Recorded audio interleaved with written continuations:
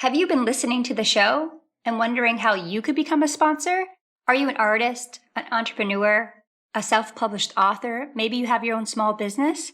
To find out more, you can go to www.bookinterrupted.com/sponsorship. We'd love to hear from you.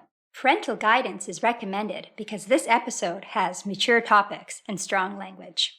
Here are some moments you can look forward to during this episode of Book Interrupted.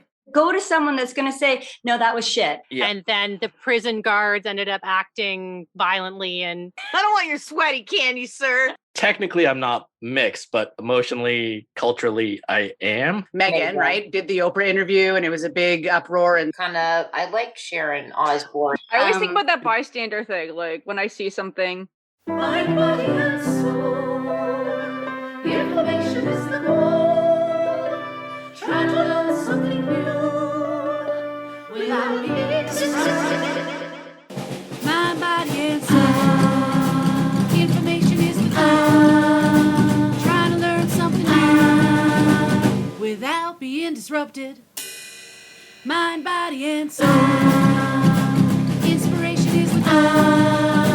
And we're gonna talk it out on Book Interrupted. Welcome to Book Interrupted, a book club for busy people to connect and one that celebrates life's interruptions.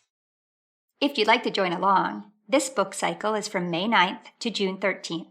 It's the fan book choice, and Squiggy will be joining us for this book cycle. The book that we're reading is White Fragility by Robin DiAngelo. In this in-depth exploration, this book examines how white fragility develops, how it protects racial inequality, and what we can do to engage more constructively. Let's listen in to this episode's group discussion. Robin, have you read any other books? Anti-racism books? I just finished The Skin We're In, Desmond Cole. I read that article. He is a activist, Toronto-based, wrote for the Toronto Star for a little bit, very highly political guy. And he uses 2017 and racial incidences that happen every month as a stepping stone to explore how shitty Canada is being. So it is a very, it hurts to read because it is just so appalling what's happening. That's where White Fragility is a really good book to, I've now used this term now, to activate white people. So it's the buzzline was, don't just be not racist, be actively anti-racist. So it's these things, these triggers, these words, let it be chapter 5 or what have you, that activates white people. And that's what this book does. And that's why I still, if someone asks me about it, I still say this book because it's the gateway. But if you want a good understanding and for it to feel real, because even the concept of slavery and colonization is so distant from our daily lives that it's really difficult to fully grasp. But to listen to Desmond Cole talk about police brutality, immigration issues, welfare issues, and how targeted the Canadian system is, and especially how bad Toronto is, and that hits close to home for me because I spent a great deal of my life there. And then I also have How to Be Anti-Racist in my queued up book, but I gotta flip it with other books every so often just to keep sane. Yeah, it's pretty heavy. I listened to that book. What I like about that book, what's kind of similar about that book and White Fragility is that he lets himself be vulnerable and talks about times where he was racist, which is great because if you're doing, and basically he says anybody who's doing anti-racist work needs to self-reflect as well, because we all grew up in this system. And I really like that because I think that also makes that book, even though it's very it's kind of intense, also welcoming to white people too, being like, hey, you think you feel vulnerable, everyone can be vulnerable. If you're going to do self-reflection, that's self-reflection of any kind, you have to be willing to be vulnerable. That's one thing I really loved about this book for myself, right in the opening part where she talked about mixed people.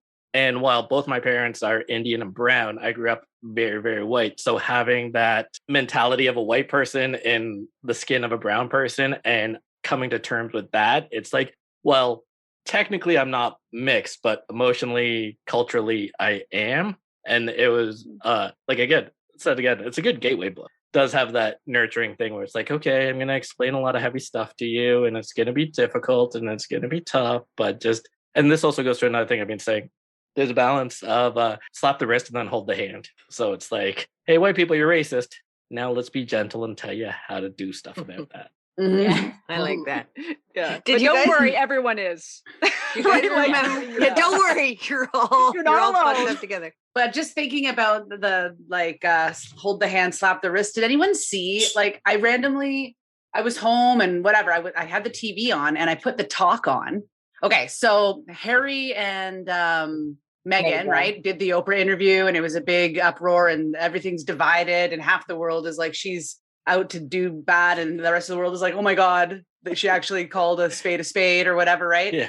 And The representation of colonization is racist? What? Yeah, right? And like outrage. And I guess Pierce Morgan said something. I don't know what he said. I don't even remember now. He said a because whole lot and lost it. and walked off his show too, right? Like Yeah. I joined the conversation at Sharon Osbourne defending herself for defending Pierce Morgan. So I didn't really do a whole lot of research. I kind of got the gist. And she was on the talk in real time, being like as gently confronted as she could be by two Black, well, at least one Black woman. I can't tell the ethnicity of the other person, but she was a person of color. And they were gently trying to explain to her like why people may have a problem with her defending Pierce's right to free speech. And she went like, I tweeted, I was like, here is an example of white fragility in real time, people. Like, look, watch this. Because she went so far as to be like, I should be the one that needs protection or whatever. She went full blown victim. Like, it was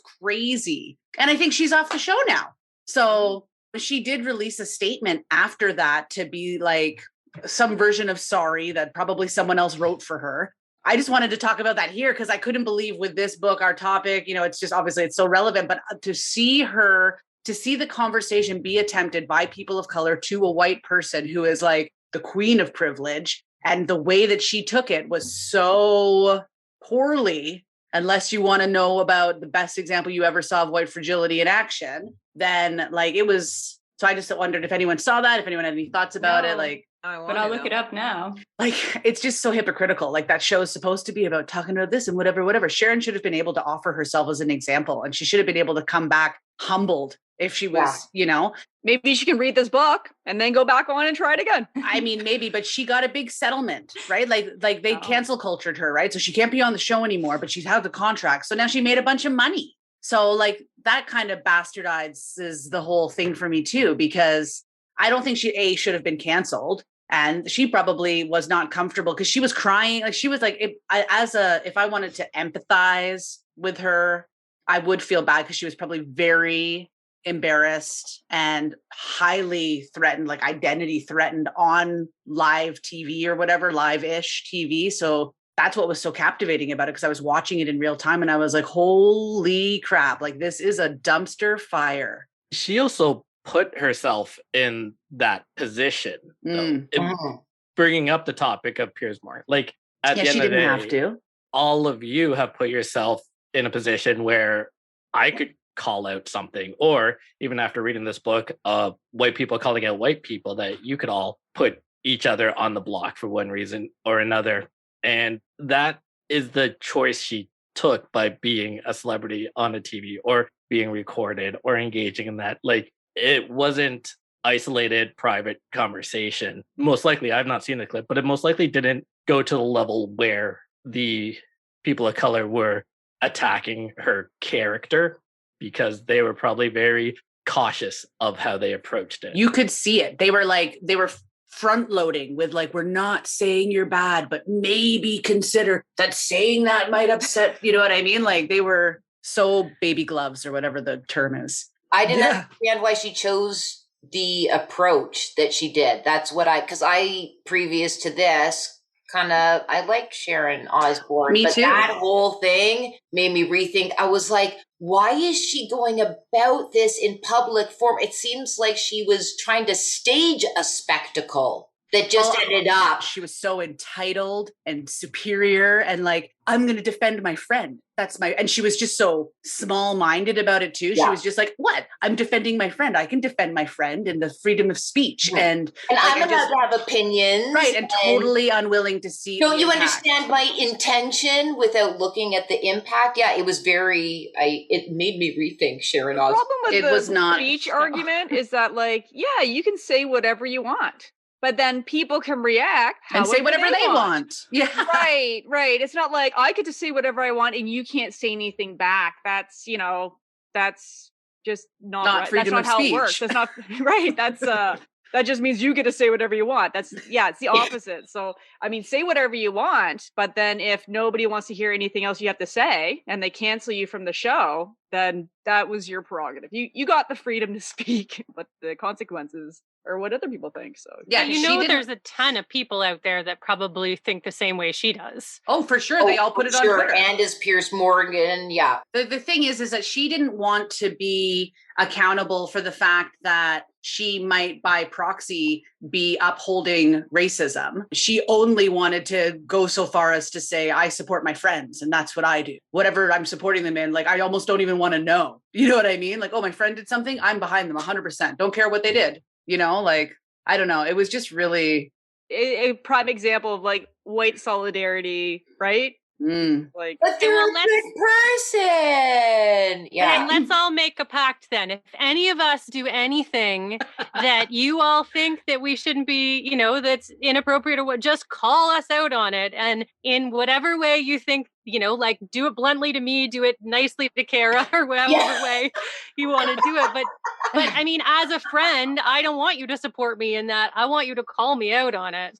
That's one of the things that Robin DiAngelo says in the book that I really like. And I mentioned it in my final book report is I like that she says, confide in someone that's going to hold you accountable. Don't go to people that are going to remind you and give you all the excuses why you did it and why you're still such a good person. And like, go to someone that's going to say, no, that was shit. This is what I think you need to do. Like, not to be like, no, you're still a good person, or like, no, you probably are having a bad day. And you have that headache and that migraine that causes me to yell out of racism. Right. Whatever. The racism. I got that damn racist headache. Oh, I hate when I get those. Whatever. I went on a rampage. This interruption is brought to you by Unpublished. Do you want to know more about the members in Book Interrupted? Go behind the scenes? Visit our website at www.bookinterrupted.com. Book Interrupted. I was interrupted today by spring. Well, almost spring. But I got to do some gardening today. It was such a beautiful day out and the sun was shining and I was digging up the earth and I was supposed to be doing so many other things, but it was just such a beautiful day and I couldn't not be outside. So instead of the things I was supposed to do, I interrupted it with gardening and sunshine. What a wonderful day. Book Interrupted. It's more than just seeking forgiveness. It's, again, that journey, that path that like you are putting in the work and it's acknowledging, like there's multiple steps to a proper apology. There's the acknowledgement, there's the words, I'm sorry, there is the next step of what you're planning on doing. And then there's also the following through. Yeah, there's a difference between apologizing and making amends. Like apology first, and then how am I going to make amends and change? Like some people think, well, apologizing is hard, but it really is just words. Yeah. Right? Yeah. Until you change something. And I had a real interesting experience this past week when you talked about something that you've done in your history past. And the thing is, you got to realize you're a different person then. For me, I never lived brown out loud until this past year and a half. You guys haven't known me for years. Lindsay has, but part of my character has been always chameleon, camouflage, blend in, carry myself white. And I had a Facebook status about me working in rural high-end hotel in Newfoundland. And I represented the entire people of color employed by the hotel. And a good friend of mine at the time, and she had been a good friend for a long time until recently, she commented in all caps, "What? You're brown?" And for me, I had an ongoing joke within my friends circle about me being brown, as in like it's shocking or it's different. And looking back on that, it's like figuring out like what kind of identity I did have was so messed up if I made such jokes of something as simple and clearly obvious was my skin color that I camouflaged it and hid it under jokes. Do you think, Robin, that it was the reason that you made those jokes? Do you think it was because you were ashamed or you didn't want to have the skin color, or you just like, what was the motivation behind those jokes, you think, when you were younger and having all white friends and pretty much?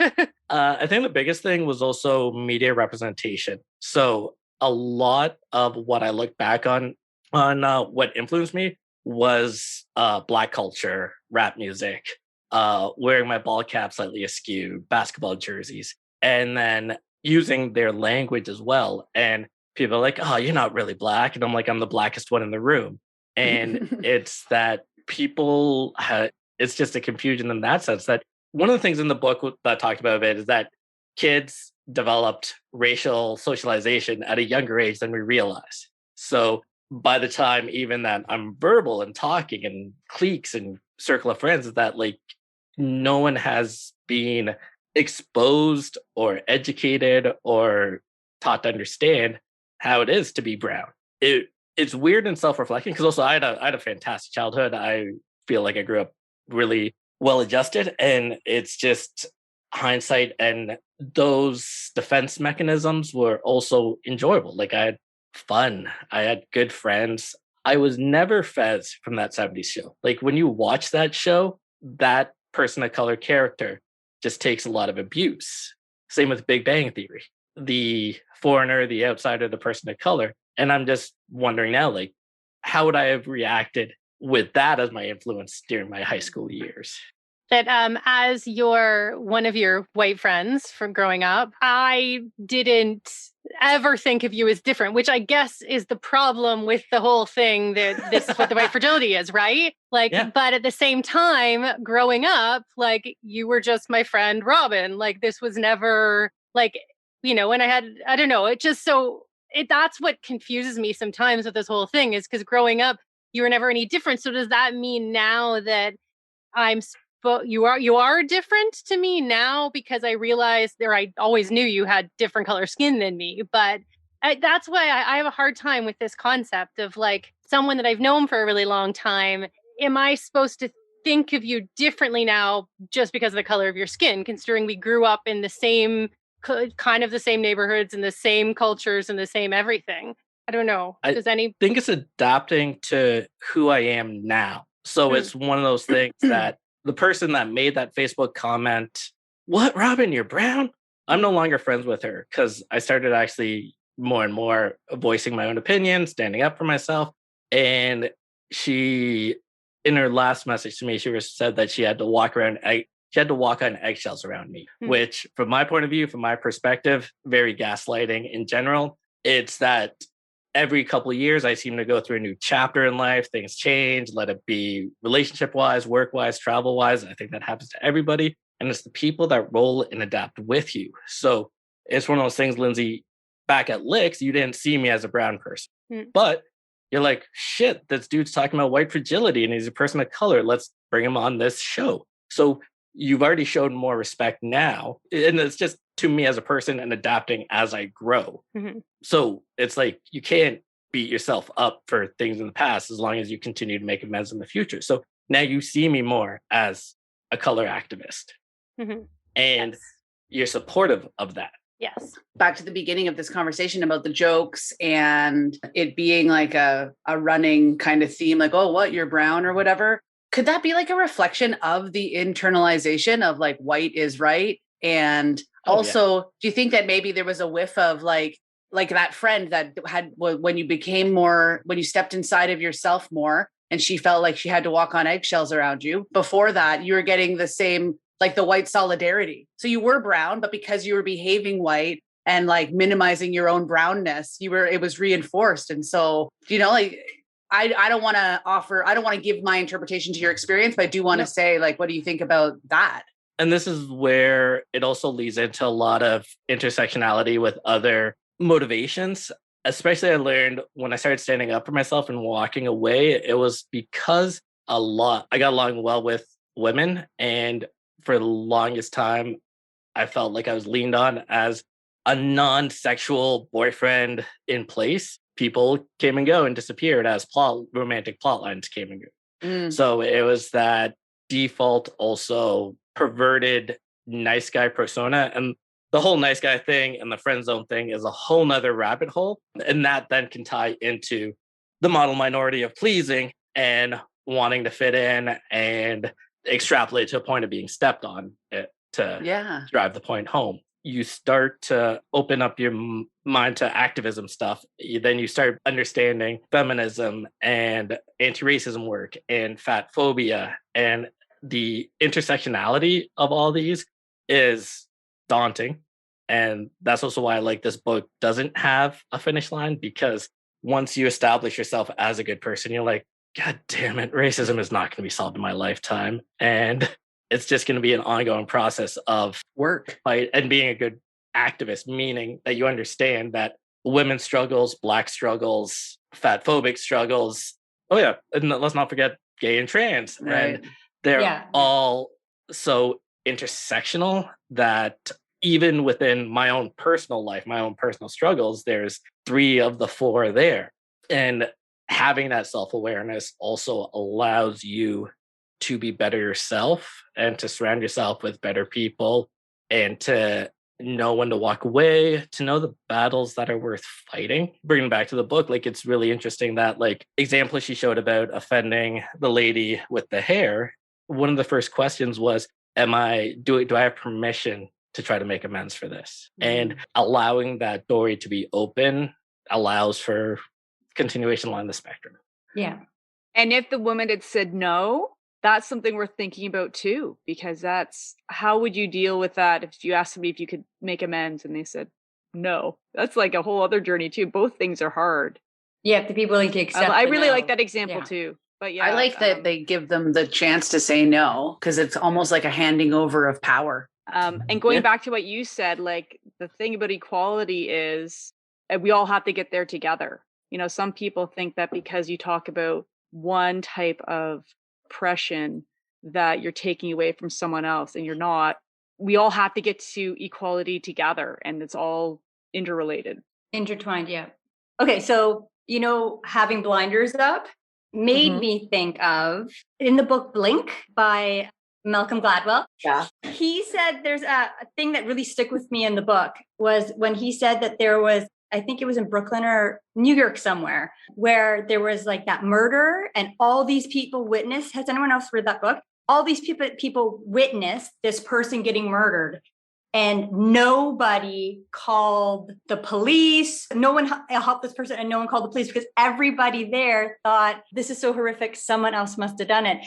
And it makes me think of how when things happen, so many times you think, well, someone else is going to do it. Someone else is going to report that someone's saying something. I know at a company I worked for, someone higher up made a slur, like really gross racial slur. And it turns out and then there was other people that were, closer, my management there, that didn't say anything. And later I was like, made me think of that book Blink at the time. And I reported it to HR, but anonymously, because I was like afraid of reporting the senior person. Yeah, no one else had reported it. It was, there's 20 people that witnessed this. And there was someone at our company that was like offended by this joke. And when they looked at them and said, oh, sorry, like, oh, only because this other person, I was like, ugh. And then that book made me think of it. And that's exactly what happened. Everyone else thought someone else would say something, or were afraid to say something because of their position. I always think about that bystander thing. Like, when I see something, like, I'll be driving and there's somebody on the side of the road or whatever. And I'll be like, oh, somebody will get them. I was like, no, that's me. I saw them. I have to stop and help them. They have a busted tire or whatever. Like, like, it's just, you have to remind yourself, be like, wait, that person needs help or whatever. I always think this is how Ted Bundy got people.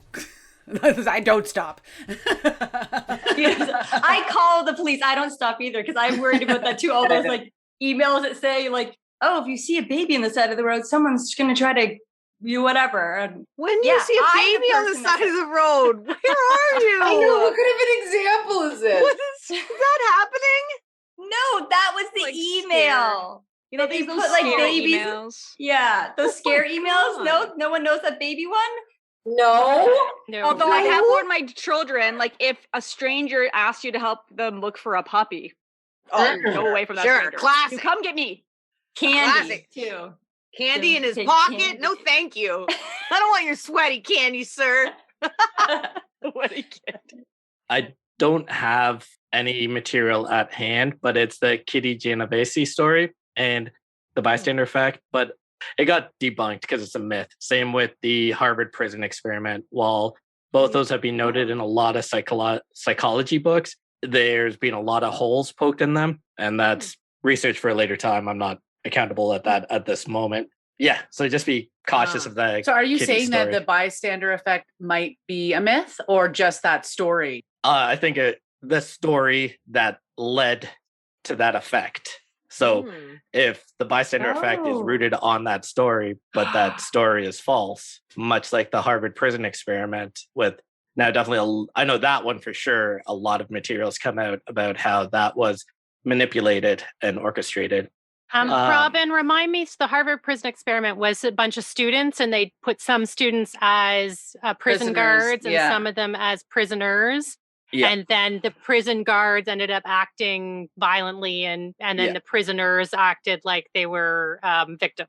To prove that absolute power corrupts absolutely. But then it's been now released that the guy behind the experiment was egging on and encouraging the people in power to be ruthless and all that. So it wasn't an actual experiment. It was a manipulation, even though Although it was kind of showing yeah. that the researcher could use his power or her power to get these people to do ruthless things. So there's that, I guess. It shows bias, right? I really believe this would happen. I'm going to influence you to make it happen. Yeah. But And the now I idea can that report somebody that in it happened. authority can tell you to do something, you're like, well, they're the authority. I guess I can do it. Like there's That's like And the that goes original back to the of Stanley. electrical. yeah, that yeah, one's the interesting. shocks. Stanley Milgram Yes.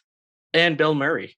and Bill Murray. Oh yeah. yeah. Ghostbusters squiggly reference. lines. Ghostbusters. Where I'm was it sorry, again? you're wrong. Ghostbusters.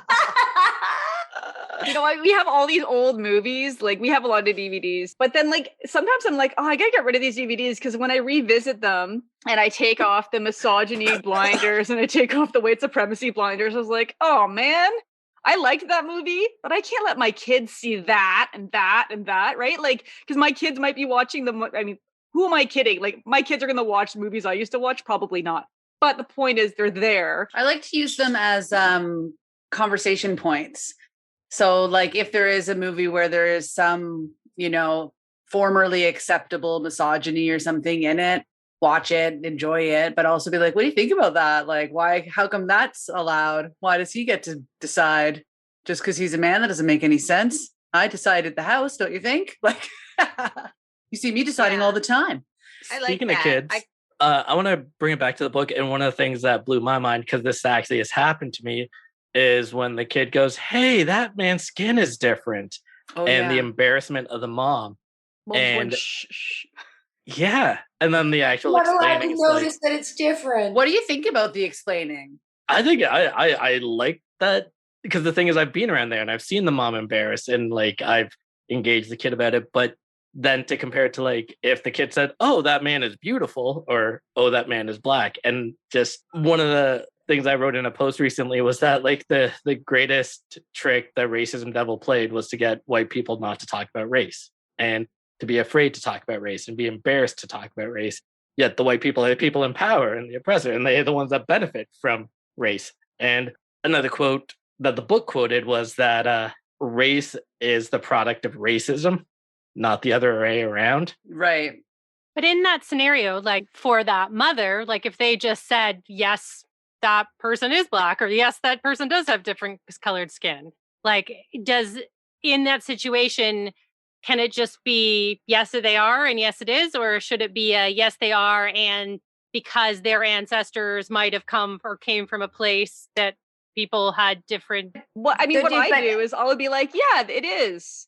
And I was like, that's different from ours, isn't it? And they say, yeah. And they'll be like, okay, my kids, if I can just end it at like, it's different or it's the same. And they're like, I mean, they're 3 and 5. So like, once you say different, the same, Go to they're their like, level. Yeah. got it. But although Elsa does like the evolutionary, As long as explanation. different is okay in your world. Yeah, Yeah. and I think in that situation, what you're really teaching, because like kids, I mean, the words you say are just one small part. What kids are really picking up on are how you act, and what a parent who acts embarrassed is really teaching them is this I'm feeling uncomfortable, and this is something to feel uncomfortable about. But yeah, back to Lindsay's question, it's also the awareness in reading the room. Like if the person that's being singled out, if they don't want to be acknowledged or they find it embarrassing themselves or they find it rude, then it might be a time to shut it down. Or if the person is like, that kid's cute, now I toss the ball back to the parent to see how they're going to react to it. So it's understanding the situation, picking your battles wisely. I have 2 things that I'm thinking about right now. So the first one is my son did that with people who were overweight. And he would be like, look at how fat that person is. And my response was to be like, it doesn't matter what they look like. It matters on if they're kind. But now I'm questioning my response because I feel like it's a shade of being like, don't acknowledge that they're fat. But I tried to redirect him to like almost like it's what's inside that counts. Yeah, but now I'm questioning myself about Sometimes that. I'll that say, reinforces like- fat is ugly, which is not Right. true.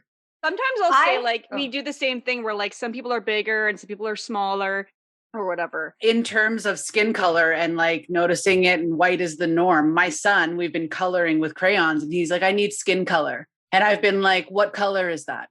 Like, what color do you need then? Because I'm trying that I feel more confident in. My fat people are kind or whatever. I need to examine and get on the everyone's beautiful train. But with this, I kind of feel proud of it because I caught it, right? If previously, I wouldn't have caught it because of it might even be called friggin' skin color. Yeah. So he's like, I need skin color. And I'm like, well, there's all sorts of different colors of skin. So which color do you actually want?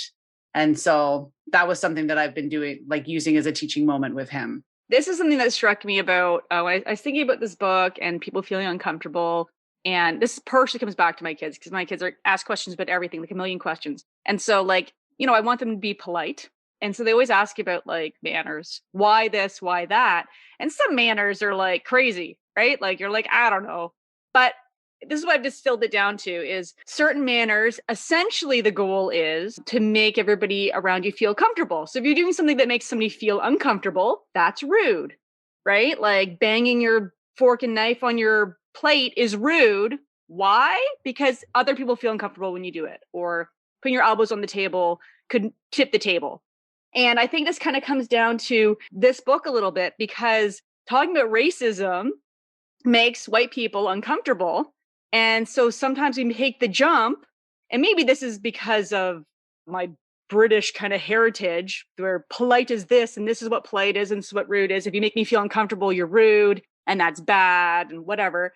But since racism makes white people feel uncomfortable, then there's this leap saying, well, then talking about racism is rude. Rude is bad, so you're bad. And I'm good because I'm polite. I'm not making anybody feel uncomfortable. And I think there's kind of a parallel there a little bit. And so books like this, like we were talking about, when you start talking about it, you can start laughing about it.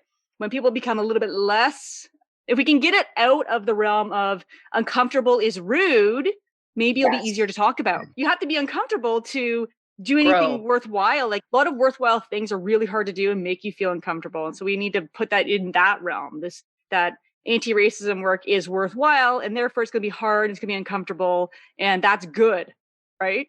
I also think that there's some shades of oppression in manners themselves, because for me, it makes me think of like it goes back to like children should be seen and not heard. Or, if you're approaching someone who's of a higher social class than you, you're meant to bow or curtsy. And so I think that there's some reinforcement with manners also, like a class system or like some kind of grading of. Yeah, totally. That's like pushback I've got from the kids. They're like, well, so everybody's comfortable. And they're like, yeah, but this is making me feel comfortable. And you're like, touche. Like if I feel uncomfortable following your manners, you're like, okay, well, I guess really manners are about making the adults feel comfortable, which is really about making the person in power feel comfortable. And, you know, whoever's making the rules are making the rules to make themselves comfortable. And it's kind of like, it goes back to that. And it's ingrained because like, and if you talk about manners, we're like, maybe we should revisit what's polite and what manners are. Some people get very defensive. They're like, well, I, for one, want my kid to always say please and thank you. And you're like, yes, but wonder why. It's just the words is not enough, right? It's just like saying sorry is not enough. Like we need to, you can say thank you without using the words thank you. I have a fun story about manners in your kids. And I was explaining to Max why she can't swear, but I fucking love swearing. So it kind of feels like a lot being a liar pants. And the only answer I could come up with was like, well, you can't swear because it makes the other adults uncomfortable, but you can swear with me. And then so she goes, okay. And then she comes back and she goes, is Jesus a swear? And I was like, no, it's not a swear at all. And she goes, okay, good. Fucking Jesus. I was like, nailed it.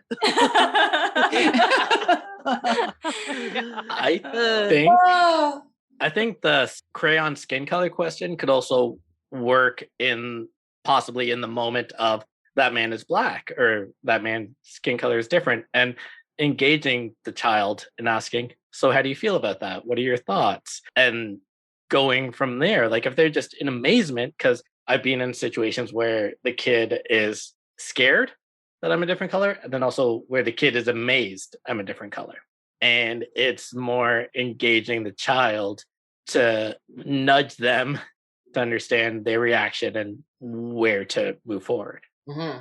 I like that. I think it can apply to my fat person one too. Being like, yep, that's what they look like. Why does it matter to you, or what is it about it that makes you want to talk about it?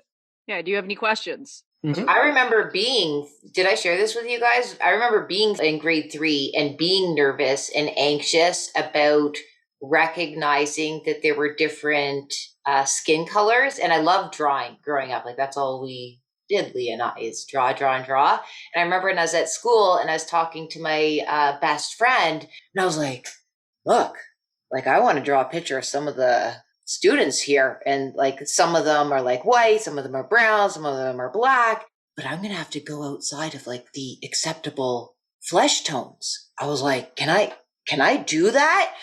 And when I think back and reflect on it, it's because I tend to want to be a people pleaser. I'm hyper anxious about being aware of the unexpressed or unspoken rules of the playground, whether that playground actually be a playground at school or a workplace or whatever. I remember being like panic stricken and I had to talk through it with my bestie. And she was like, well, we could try using brown together.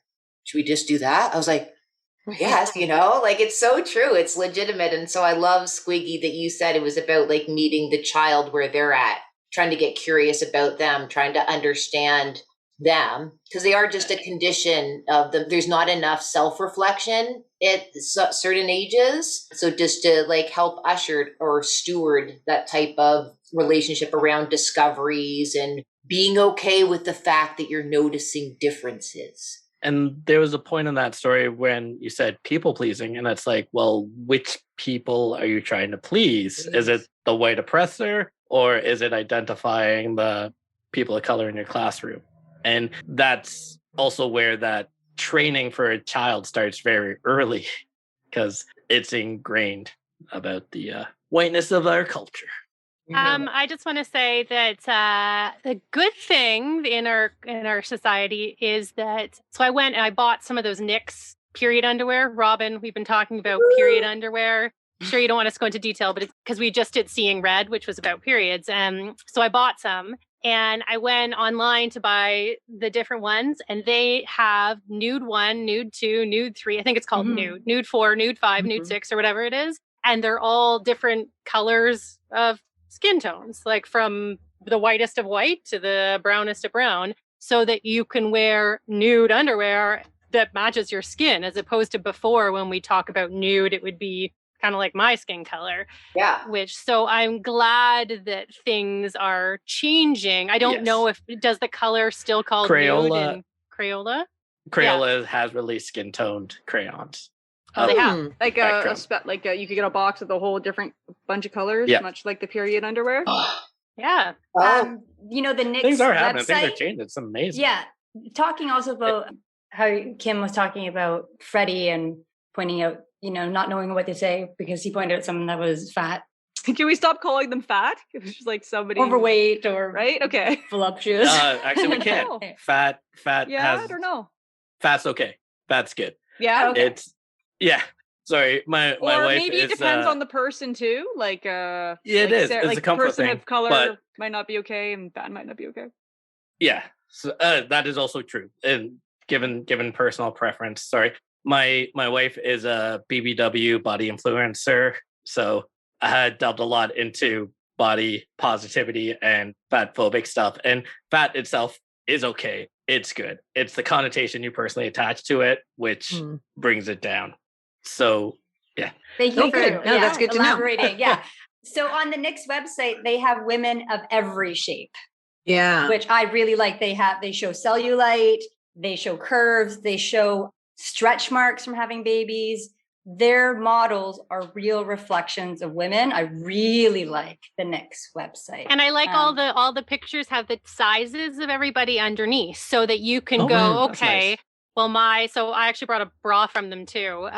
It's very comfortable wearing it right now. Okay. Not that now we sound like we're advertising Knicks, but I know. but Sponsor us. they have, so then they had pictures of people because I was like, I don't know which size I am, and you do your measurements, but whatever. And so I was like, oh yeah, I'm kind of like that body type. Great.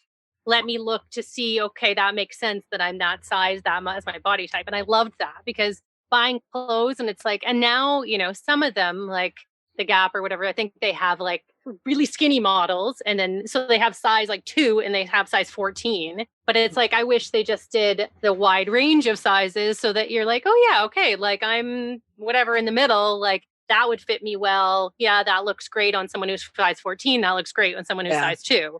Like, but also for the skin tones that way too. Like you can see like when you go to the models, you can choose the different skin tones that they're wearing. And you can see, oh, my skin tone's kind of like hers and she's wearing this color, right? So I feel like also that sizes need to be adjusted because like if we start at size 0, but it's an actual thing that's not invisible, then poor people who are size 4XL are actually really only size 12. But because we started size 0 at what should really be probably a size 5. Some people you know are what I'm saying? legitimately Like, really, really small though, too. but 0?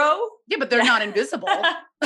They're not missing. Like they're not absent. Yeah, That's what 0 is. It's That nothing. 1 And or it- something. like, there's 0, whatever. 0 too. Yeah, There's double size zero. Right, Right, Zero. extra small. And it's like, where, like, I just feel bad and I am larger, right? So I have to go shopping and then I'm like, oh, it looks like I'm a 7XL. Okay, let me get these pants. I think part of Right, and it I'm not- is part but- of like the weight centering though, because the sizes kind of started, and then there's just like certain countries have a lower average size than other countries, right? Like That's true. like Dutch people are supposed to be very tall or whatever, right? So like it's a little bit of centering, I think.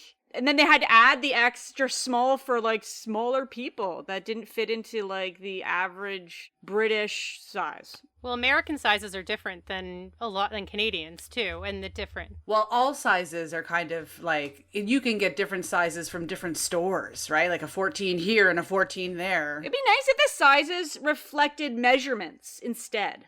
Like instead of going 1, 2, 3, 4, 5, 6, 7, 8, 9, 10, why don't we say my size, like, you know, jeans you can get 32 or whatever. Like, wouldn't it be nice if everything was kind of like that? Meredith makes a good point because when I was living in China, extra large would sometimes fit me. And I'm a small person. Extra large in China was just fitting me. So I If it think was on where the its starting average point size is and the States is like the dominant in North America. kind of, right.